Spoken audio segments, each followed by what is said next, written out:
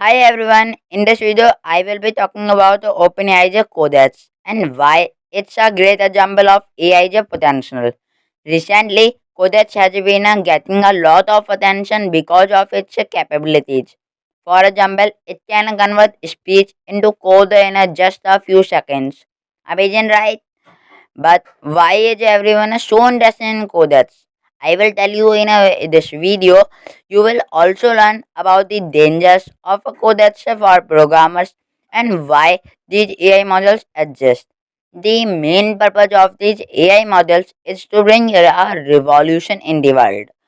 OpenAI has also launched the GPT-3 model, which can understand and manipulate human text prompts. This model has the ability to take over the jobs of content writers. It's important to understand the purposes of these AI models so that we are not manipulated by them. If you want to know about the GPT-3, then check my older videos about this topic. Okay, guys. So let's talk about the best uses of OpenAI code ads in this video. So let's get started.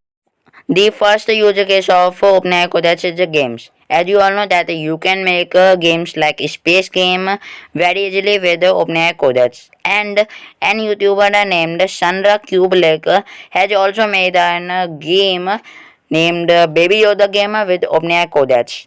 And the second use case is a website. As you all know that you can generate the code very easily with the codex. Then a YouTuber channel named Scholar Online generated the landing page code very easily.